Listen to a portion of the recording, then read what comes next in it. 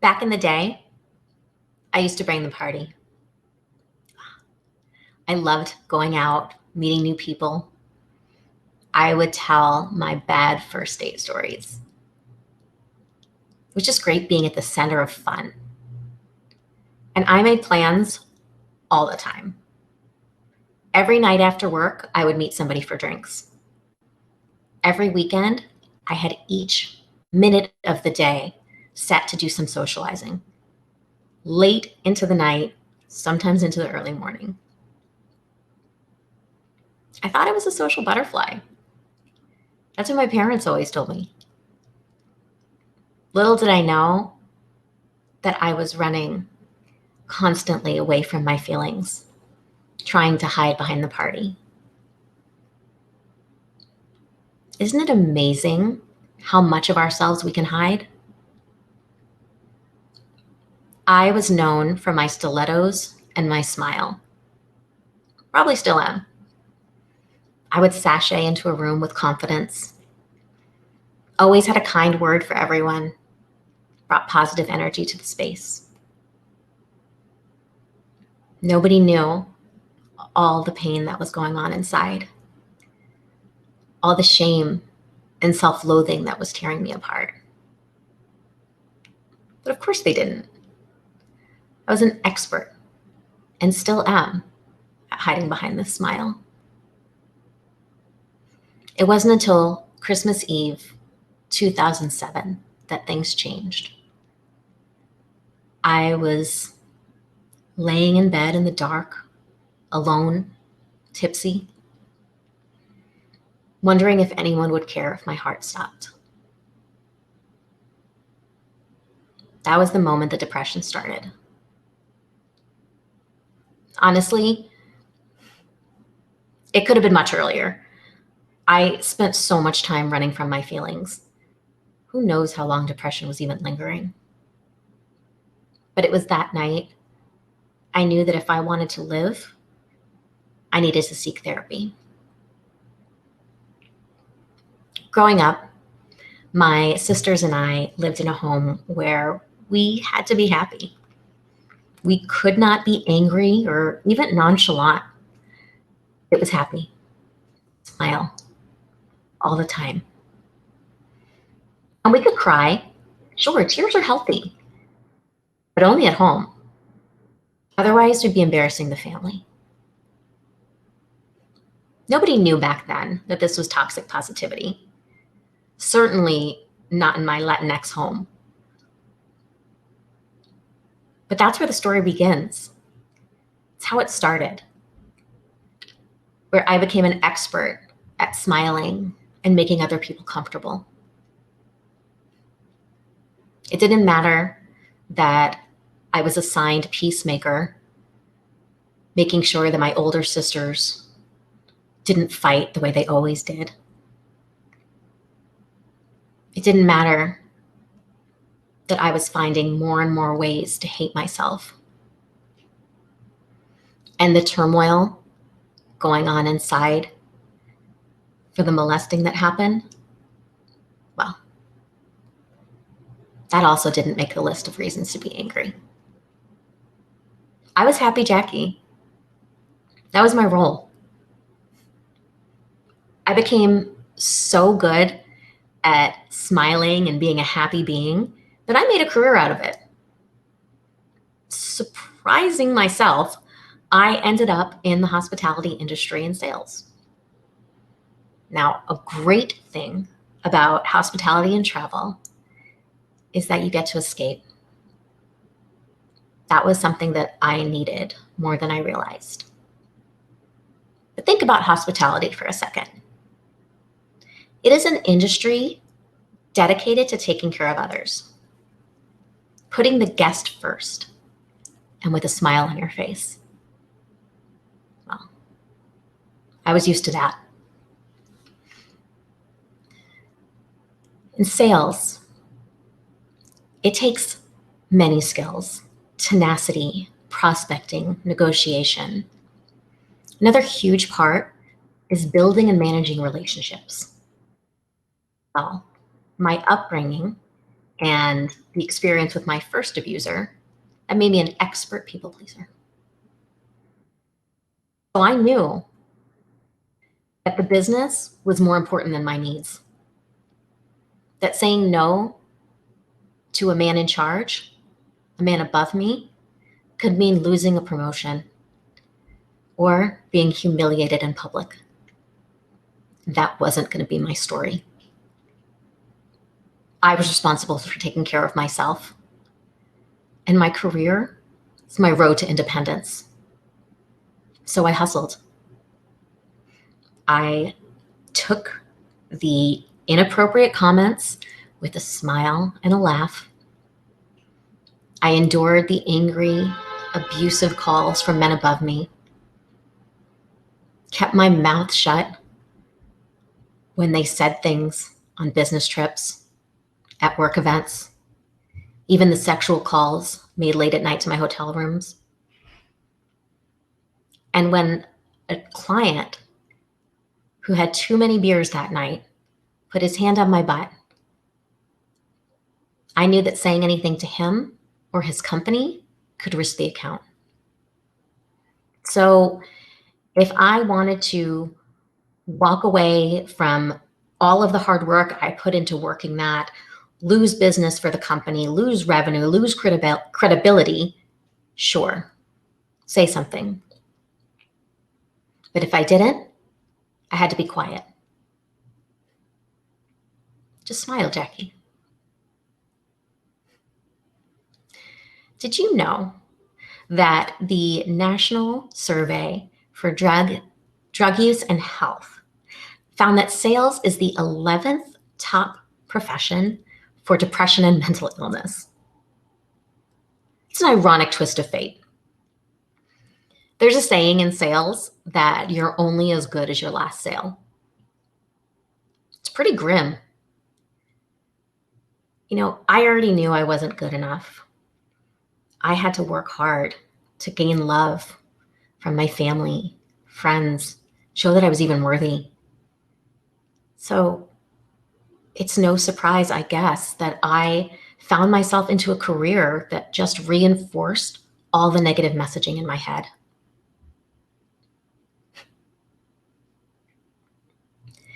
I just had to push the emotions deep down, just keep pushing them deeper so that I could move forward and do the show. It's what I call it now, the show. It's what I used to think was the real me. Entertain, smile, make everyone comfortable. Be happy, Jackie, no matter what. The night that I questioned the value of my own life, it happened 2 weeks after I had made a trip back to visit family. My grandfather, he took me to his office. He said he had something to show me. It was this picture of me set as his desktop background. I didn't even know he had that photo. Then he told me this story slowly. Maybe it was just felt like slow motion.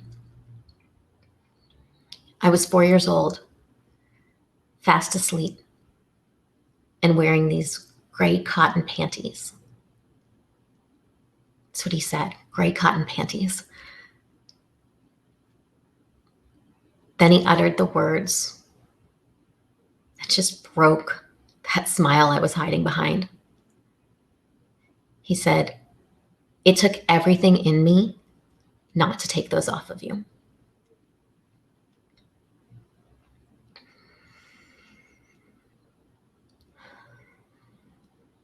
That moment pushed me into a spiral of depression and forced me to start healing. I think about that little girl often, fast asleep. She was willing to trust, so innocent, craving love, and terrified violated, made to keep secrets. She was told to smile while she was falling apart. Repressing trauma, abuse, and hurt works until it doesn't. All of those years of hiding behind my smile caused so much pain that came rushing to the surface. After that fateful night on Christmas Eve, I did seek therapy. But while I was hearing what my therapist was saying, I wasn't truly listening. So I fell deeper and deeper and deeper until I was in a constant state of panic. I couldn't eat. I couldn't sleep. The fact that I even made it to work every day is a miracle. But I was covered in the shame of the sexual abuse. And I was still terrified. Nobody could know, especially my family. I'm Happy Jackie. I'm the peacemaker. This is disruptive.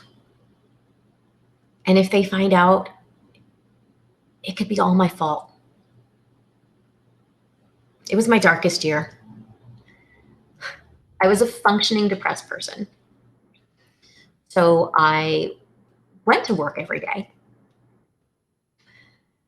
put on the show, but sending even 5 emails was exhausting. I had analysis paralysis, so I was scared to make any decision at all. And the intensity of my paranoia was debilitating. I would walk down the street thinking that strangers felt a certain way about me, that they were stopping themselves from shouting horrible things at me because I was disgusting. I was convinced that my work was reading my emails and trying to find reasons to fire me.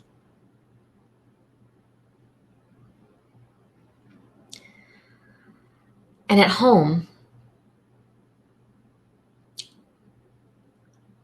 I didn't want to spend any money on food. That food money, that could go to rent. And I was between roommates, so money was tight. I survived each day on water and naked juice for lunch, 2 glasses of red wine and hard pretzels for dinner, a few of those, maybe 3. I was visibly shrinking. My clothes were falling off of me, and yet colleagues were not asking if I was okay. My party friends weren't either. The only thing that gave me purpose at home was walking my dog. And she would lie with me on the floor. There was moments when we came back in the house and I would crumble because I just didn't have the energy to make it to the couch. I still feel that terror and that panic when I think back. Finally, I had to face the demons that I spent my life running from. And I needed to ask for help, which I was not a fan of. I'm the one that helps people, not the other way around. I made a call that was one of the most difficult ones I had to make. I asked my mom to fly across the country to take care of me. I didn't know what I needed, but I knew that I couldn't do it alone. So she did, and she lived with me for a month while I put the pieces of myself back together. And no, I wasn't better in 30 days. But it gave me that time to function again and make things not as hard as they were before. This was humbling. I was 27, a career woman, independent, survivor. How could I be at this point where my mom has to live with me? Yeah, it was humbling, but it was the best decision that I made for myself. I learned that asking for help is actually a sign of strength. I knew I wanted to get better. I didn't want life to keep hurting the way it had been hurting me every minute of every day. Throughout my healing journey, I learned that I have depression, anxiety, and PTSD. Hindsight and consistent therapy shows me that I moved across the country on my own to a city where I didn't know a soul because I needed that chance to heal. And I've been a student of healing ever since, for the past 14 years. But what I didn't know for way too long is that the industry that I was escaping within could actually save me. How many times have we said, I just want to escape when we're thinking about a vacation? You know, I've seen countless ads for as long as I can remember selling holidays by showing people on a beach or at a pool with drinks that have little umbrellas. But what if we were to travel differently? What if travel could support our healing journeys? I've been in the travel industry for 20 years now. And throughout my career, I have spoken with thousands of people across the globe who are experts in this field. Yet it wasn't until a few years ago that I learned about wellness travel. Imagine that. How could nobody have clued me in on this amazing part of my industry? It was something I needed so desperately too. But of course, nobody would know that. Not with this smile.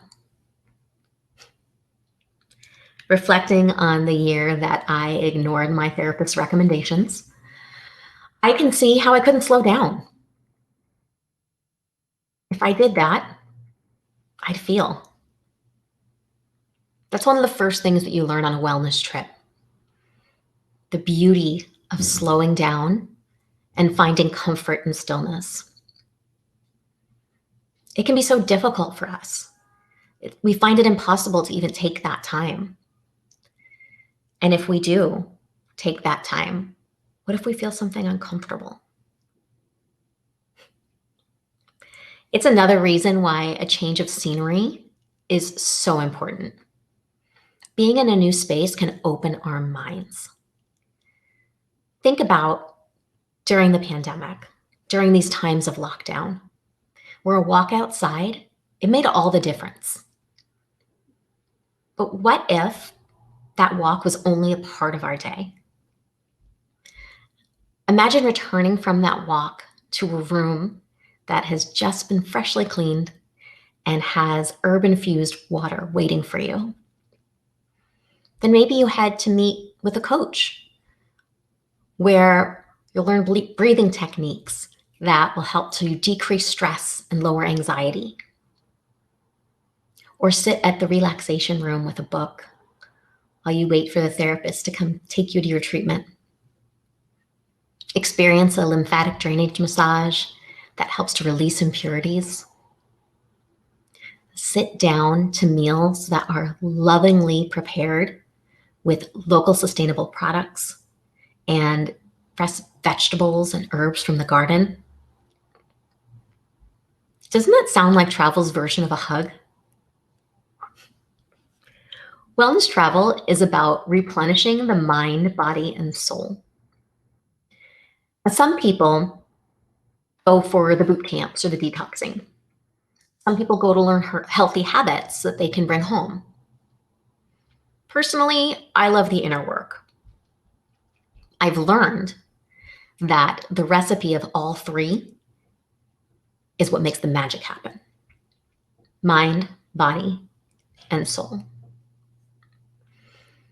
Wellness has become a buzzword, and hotel companies have realized that if they change some verbiage on their website take spa or fitness and change it to wellness, boosts SEO and could increase revenue.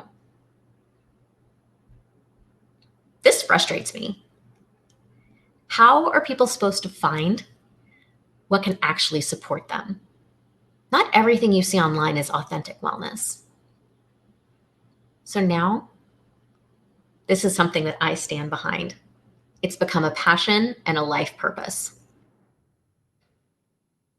When searching for a true wellness experience, keep 3 things in mind: food, movement, and peace. I'm someone who lives to eat. So my meals better be delicious, flavorful. Honestly, the one thing that can set me off is a bad meal. So trust me when I say that nutritious food can be outstanding. This is not sad salads. Look at your menus. See what ingredients are being used. If they are local and sustainable, organic. Are there different dietary restrictions being met, like gluten-free or dairy-free? Take a look there first. Then look at mindful movement. Remember I said I'm not in it for the boot camps. My nightmare. Mindful movement can look like so many different things. It's about what's bringing you joy. It can be hiking, biking, yoga, swimming, aqua spinning. The list is endless. The fun part is really experiencing and figuring out what is going to make us the happiest. How can we move in a way that brings that joy? And finally, there's the peace of it all. How can we find peace during these travels? Maybe the hotel or resort is set up for sleep. They have blackout shades, a pillow menu, really just designed to give you that rest that you need. Perhaps there's meditation rooms or energy treatments. Finding peace, that can be different for everyone. So make sure that there are different options of how to create that space. After experiencing wellness travel, I didn't want to go back to how I traveled before. But it took a long road to even find this resource. It had a lot of ups and downs. It taught me that healing is a journey, and it is going on and on and on. It continues because life is ever changing. That's okay. I had to learn the hard way, though. People think you're depressed, then you're not depressed. We're good. It's a bad day, now it's a good one. Everything's fine. That's not how that works. This is a daily effort. Almost 9 years ago, I met the love of my life, my now husband. I was over the moon. But then one day he said, "Jackie, you're not happy. Coming to your home is like going to a funeral." I was devastated. I had spent years digging myself out of a depression way before I met him. And I was still in consistent therapy, caring for my mental health. I didn't get it, but I listened. And once again, I asked for help.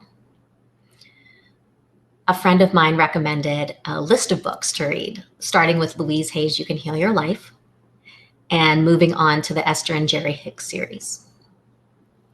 The wise Esther Hicks said, "When you change the way you look at things, the things you look at change."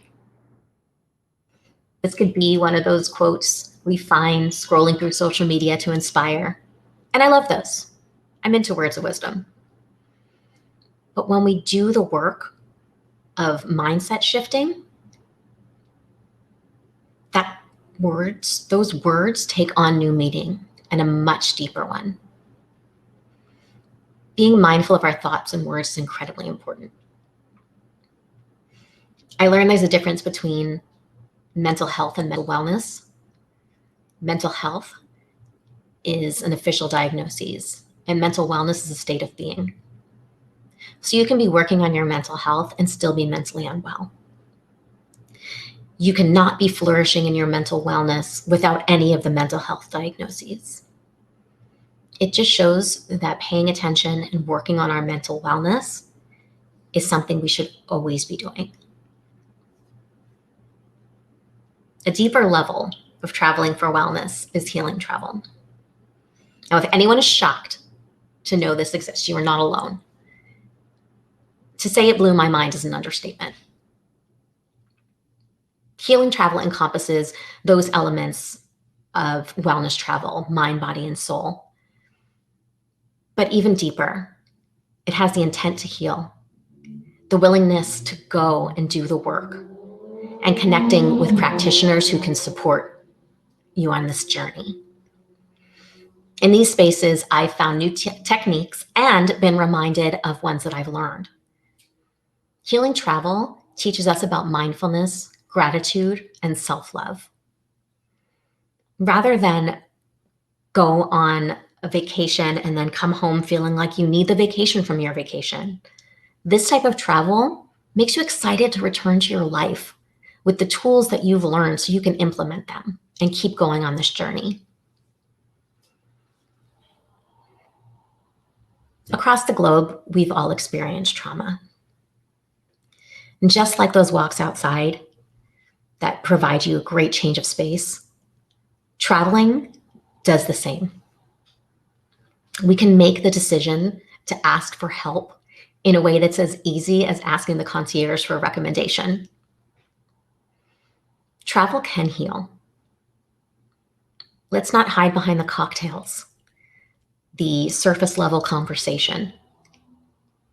Learn from the pandemic and from Happy Jackie that slowing down can be really good for us. After experiencing immersive wellness resorts, working with healers, a new journey for me unfolded. My path had included 14 years of therapy, too much abuse, and an ocean of tears. I knew that I wanted to use my voice to help others to make their inner explorations a bit easier. That's how Inspired Journey Consulting was born. Through the years, wellness and healing travel have supported my healing journey. When I started my own business, I had a decision to make. Was I going to keep living behind this smile or live authentically?